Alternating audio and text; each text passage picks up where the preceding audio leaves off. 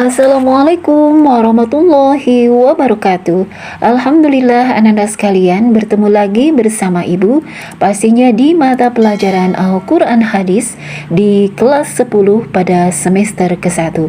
Dan yang akan kita pelajari masih di Al-Quran adalah wahyu Allah.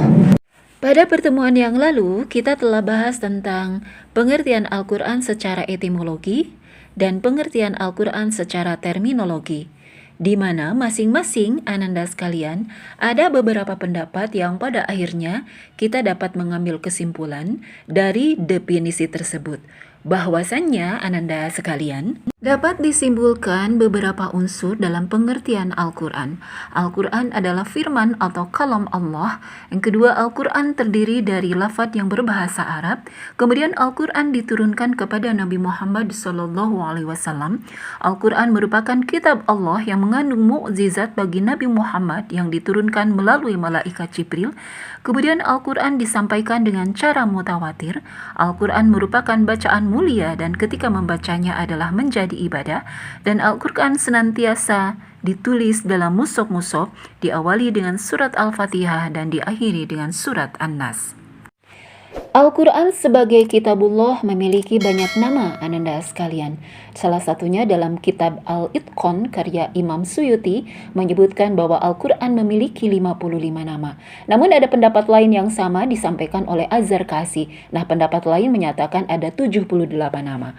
Namun ananda sekalian, penyebutan nama-nama Al-Quran yang banyak itu tentu saja punya manfaat yang mendalam. Bukan sekedar biar nampak keren atau banyak nama dan penyebutan. Namun pada dasarnya nama-nama itu menjelaskan sifat dan karakter satu yang dinamakan. Dan selain itu menjadi luas dan perlu dipahami satu persatu, tentu saja agar kita lebih menyelami karakter Al-Quran. Baik ananda sekalian, Al-Quran atau bacaan. Nah, nama ini merupakan nama paling utama yang sering digunakan oleh Allah Subhanahu wa Ta'ala di banyak keterangan. Berikut beberapa nama yang paling populer. Yang pertama adalah Alkitab. Alkitab atau Kitabullah itu biasanya seringkali digunakan ketika menyebut Al-Quran. Nah, ananda sekalian, Alkitab itu dalam bahasa Arab berarti memang bermakna buku, sesuai dengan Quran surat Al-Baqarah ayat 2. A'udzubillahi minasyaitonirrajim. Bismillahirrahmanirrahim. Dzalikal kitabul la raiba fi hudal lil muttaqin. Kitab Al-Quran ini tidak ada keraguan padanya, petunjuk bagi mereka yang bertakwa. Nama lain Al-Quran yang kedua adalah Al-Furqan, artinya pembeda, atau ananda sekalian maksudnya adalah arti Al-Furqan itu adalah membedakan antara yang benar dan yang salah, atau membedakan antara yang hak dan yang batil. Nah, penyebutan Al-Furqan terdapat dalam Quran surat Al-Furqan ayat 1. A'udzubillahi minasyaitonirrajim. Bismillahirrahmanirrahim. Tabarakalladzi nazzala al-furqana ala 'abdihi liyakuna lil 'alamin nadhira. Maha suci Allah yang telah menurunkan Furqan kepada hambanya agar dia menjadi sumber peringatan kepada seluruh alam. Nama lain Al-Quran selanjutnya yang ketiga adalah Az-Zikru. Nah, ananda sekalian, Az-Zikru artinya pemberi peringatan. Nah, melalui Al-Quran, Allah Subhanahu wa Ta'ala memberikan peringatan kepada manusia. Dan penyebutan Az-Zikru ini terdapat dalam Quran surat Al-Hijr ayat 9. A'udzubillahi minasyaitonirrajim. Bismillahirrahmanirrahim. Inna nahnu nazzalna dzikra wa inna lahu lahafizun. Sesungguhnya kamilah yang menurunkan Al-Quran dan pasti kami pula yang memeliharanya. Dan nama lain Al-Quran berikutnya adalah At-Tanzil, memiliki arti yang diturunkan. Nah, ananda sekalian, Al-Quran diturunkan oleh Allah Subhanahu wa Ta'ala kepada Nabi Muhammad melalui malaikat Jibril untuk disampaikan kepada seluruh umat manusia. Penyebutan At-Tanzil terdapat dalam Quran surat Asy-Syu'ara ayat 192. A'udzubillahi minasyaitonirrajim. Wa innahu latanzilu rabbul alamin. Sesungguhnya Al-Quran ini benar-benar diturunkan oleh Tuhan seluruh alam.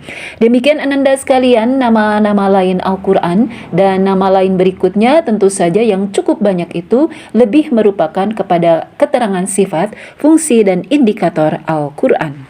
Baik Ananda sekalian, kita lanjut kepada perilaku orang yang berpegang teguh kepada Al-Quran. Nah, seperti yang Ananda ketahui bahwa Al-Quran memuat berbagai pedoman dasar bagi kehidupan umat manusia. Nah, kita sebagai seorang muslim tentu saja harus meyakini tuntunan yang berkaitan dengan keimanan atau akidah. Contohnya, ketetapan yang berkaitan dengan iman kepada Allah, iman kepada malaikat Allah, kitab-kitab Allah, Rasul, hari akhir, serta qada dan qadar.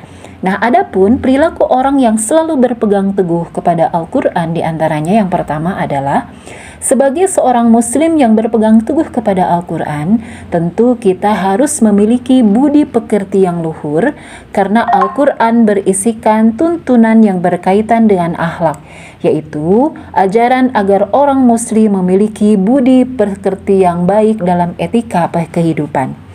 Yang kedua, sebagai seorang muslim yang berpegang teguh kepada Al-Quran, tentu kita harus melaksanakan ibadah karena Al-Quran berisikan tuntunan yang berkaitan dengan ibadah. Contohnya sholat, puasa, zakat, haji, dan lain sebagainya. Nah, yang ketiga Ananda sekalian, sebagai seorang muslim yang berpegang teguh kepada Al-Quran, kita harus bergaul dengan sesama dengan baik. Sebab Al-Quran berisi tuntunan yang berkaitan dengan amal perbuatan manusia tentu saja dalam masyarakat. Dan yang terakhir Ananda sekalian, sebagai seorang muslim harus meningkatkan ketakwaan kepada Allah Subhanahu wa Ta'ala setiap saat. Demikianlah Ananda sekalian ulasan tentang materi kita di bab 1 bahwa Al-Quran adalah wahyu Allah, dan yang terakhir ini adalah perilaku orang yang berpegang teguh kepada Al-Quran.